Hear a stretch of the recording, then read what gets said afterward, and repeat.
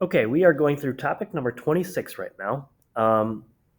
Topic 26 is something that you've probably seen before again in Algebra 1, so a lot of the stuff from the first unit is a review. But it's a good review because I don't know if we remember every single rule.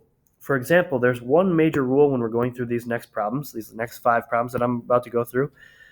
If you multiply or divide by a negative, and we're doing inequalities, you have to remember to flip the sign, meaning Uh, well, we actually don't have one on this first example. We're actually going to come to one on our second example.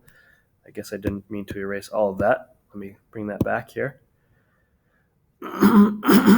So let's just go through this. I've already got this one pretty much done. I just wanted to explain it quickly. So I'm adding 3x to both sides in this step, so this would not be an opportunity to flip the sign. We're just adding 3x to both sides. And then I subtracted 8 from both sides on this step. If you are getting lost with any of this, just pause the video and look through it. Take a second and look through all of it.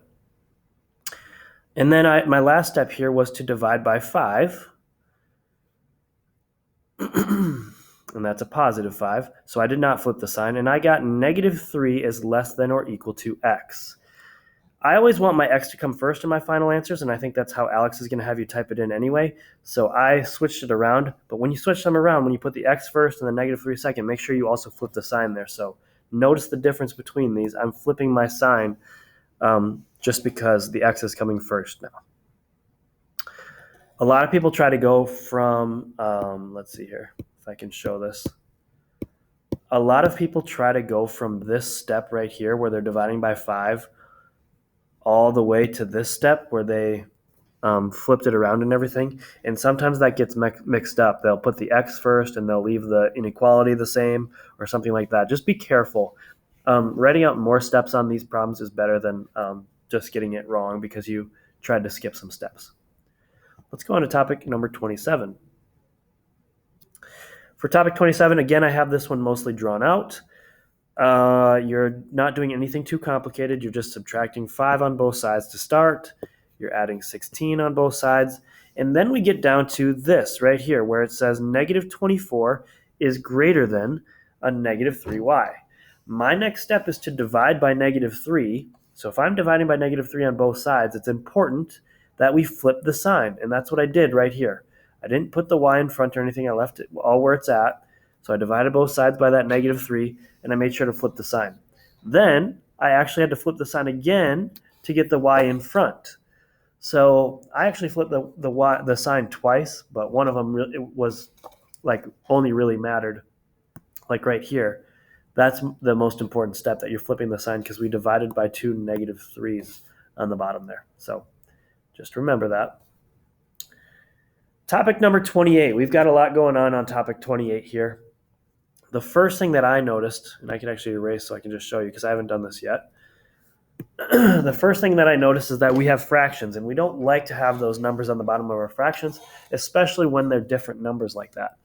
So we are going to multiply this entire problem by a number, and I'm going to choose the number 9 because 3, 3, and 9 all go into 9. Excuse me. And so now we're just going to start multiplying things out. So it'll be 9 times 2, which is 18. 9 times 5, which is 45 over 3. 45 divided by 3 is 15. So I'm going to put 15v. I'm going to keep my inequality symbol the same because I'm not multiplying everything by a negative 9. It's a positive 9. So we don't have to worry about that. If I multiply that, 7 times 3 is, 7 times 9 is 63. 63 divided by 3, though, is 21. And then multiplying everything by 9 again, so 9 times 8 is 72. 72 divided by 3, or I'm sorry, it's divided by 9 this time. 72 divided by 9 obviously is 8. So we'll do a minus 8v. So one more time, I didn't do anything different on this other than I just multiplied everything by that 9 first. Now, this is the same problem that we basically just got done doing. We are going to solve. So I'm going to add 15 to add 15v to both sides. If I do that, I will be left with 18 is greater than or equal to 21, and that becomes 7. So positive 7v. Okay, subtract 21, subtract 21. We get a negative 3 is less than or equal to 7v. Divide both sides by a positive 7 here. If I divide by a positive, that's a good thing. I won't have to flip my sign. I'll be left with a negative 3/7 is less than or equal to v. Now I want to switch this around and put the v first and then negative 3/7 second.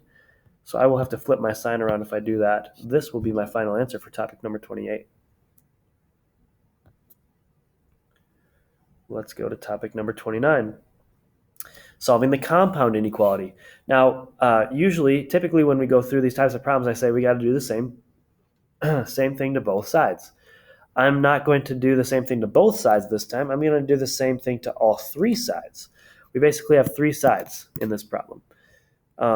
So let's do that. If I do the same thing to all three sides, to get x by itself, the first thing I'll have to do is I'll have to add 6 to all three sides. I'm going to skip this here, but it does say graph the solution on a number line, so we'll do that at the end. We're going to add 6 to all three sides. That means we'll be left with a negative 18, a 3x, and a 0. Now if I divide by 3 to all three sides, the good thing is this is a positive 3. If it was a negative 3, all of our signs would have to be flipped. So like this sign and this sign would have to flip. But it is not a negative, so we don't have to worry about that. This would become a negative 6. This would just be an x. And 0 divided by 3 is 0. That's our final answer, but it wants it graphed on a number line. I'm not going to do too much of this graphing here. I'm just going to put the negative 6 on here and the 0. And we want all of the numbers between those because this is a compound inequality. The other thing is we're going to use open circles because we don't have equal signs under our inequalities. So there we go. That's the graph. Topic number 30.